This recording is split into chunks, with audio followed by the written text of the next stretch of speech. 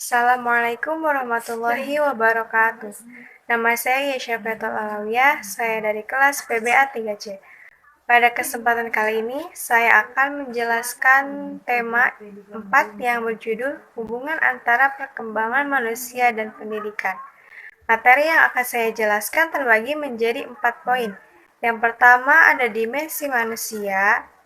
Dimensi manusia yang meliputi pengertian manusia, hakikat manusia, dan dimensi manusia. Poin kedua ada analisis pengembangan yang meliputi pengertian pertumbuhan dan perkembangan, dan ada pengembangan dimensi manusia. Poin ketiga ada pendidikan yang meliputi pengertian pendidikan, tujuan pendidikan, dan hakikat pendidikan. Poin terakhir yaitu hubungan perkembangan manusia dan pendidikan. Langsung saja saya akan menjelaskan poin yang pertama, yaitu dimensi manusia. Pengertian manusia. Manusia menurut KBBI adalah makhluk yang berakal atau mampu menguasai makhluk lain. Manusia adalah makhluk yang diciptakan dengan kesempurnaan dalam cara berpikir serta caranya untuk mengendalikan diri. Sebagaimana firman Allah Subhanahu wa taala dalam Quran. Bismillahirrahmanirrahim. Laqad khalaqnal insana fi ahsani taqwim. Yang artinya, sesungguhnya kami telah menciptakan manusia dalam bentuk yang sebaik-baiknya. Quran Surat At-Tin ayat 4. Jadi, Allah itu menciptakan manusia dengan bentuk yang sebaik-baiknya, dalam bentuk yang paling sempurna. B. Hakikat manusia. Pada hakikatnya, manusia adalah makhluk Tuhan yang diberi kemampuan untuk beragama, mengabdi kepada Tuhan, Khaliknya, Sang Penciptanya. Dalam firman Allah berikut ini menunjukkan tujuan manusia diciptakan. Bismillahirrahmanirrahim. Wa ma khalaqtul jinna wal insa illa liya'budun. Yang artinya, dan aku tidak menciptakan jin dan manusia, melainkan supaya mereka menyembahku. Quran Surat Az-Zariyat ayat 56. Jadi pada hakikatnya, kita diciptakan hanyalah untuk mengabdi kepada Sang Pencipta, yaitu Allah Subhanahu wa taala. C. Dimensi manusia. Plato dan Rene Descartes mengemukakan bahwa manusia adalah makhluk yang terdiri dari 2 dimensi, yaitu dimensi tubuh dan dimensi jiwa atau rohani.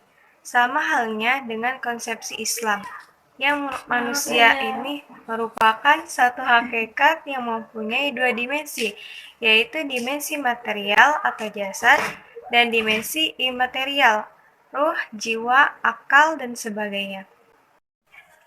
Selanjutnya, 2. Analisis pengembangan. A. Pengertian pertumbuhan dan pengembangan.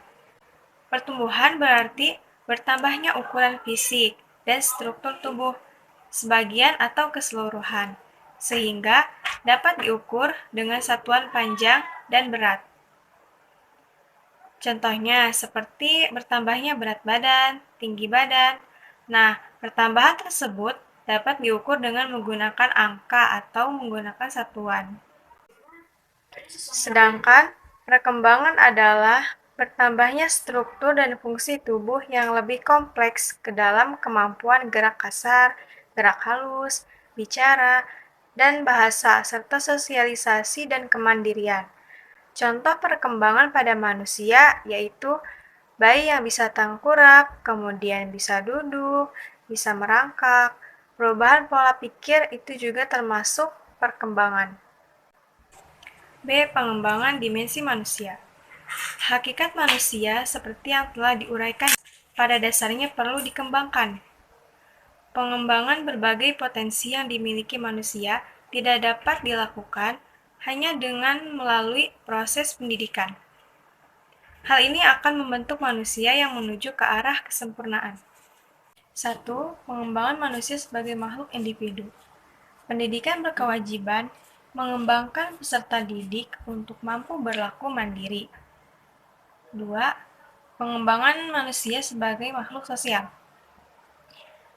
Manusia adalah makhluk yang tidak dapat berdiri sendiri dan selalu memerlukan interaksi dengan sesama manusia lainnya. Hal ini sangat dibutuhkan dalam pertumbuhan dan pengembangan serta kepribadian manusia. 3. Pengembangan manusia sebagai makhluk susila. Dengan kemampuan akalnya, manusia dapat mencerna berbagai konsep menyangkut nilai, memilih norma yang baik dan buruk untuk diterapkan sebagai pola perilaku kehidupannya. Poin yang ketiga, pendidikan. Pengertian pendidikan. Menurut KBBI, pendidikan ialah proses pengubahan sikap dan tata laku seseorang ataupun kelompok dalam upaya mendewasakan manusia melalui sebuah pengajaran maupun pelatihan. B. Tujuan pendidikan.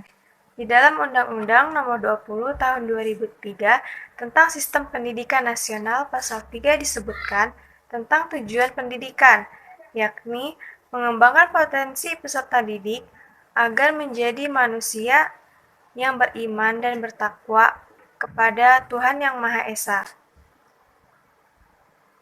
berakhlak mulia, sehat, berilmu, cakap, kreatif, mandiri, serta menjadi warga negara yang demokratis, juga bertanggung jawab. Menuntut ilmu adalah salah satu jalan menuju surga. Hal ini sebagaimana sabda Rasulullah SAW. Beliau bersabda yang artinya, barang siapa yang menempuh suatu jalan untuk mencari ilmu, maka Allah memudahkan untuknya jalan menuju surga.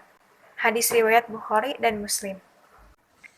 C. Hakikat pendidikan.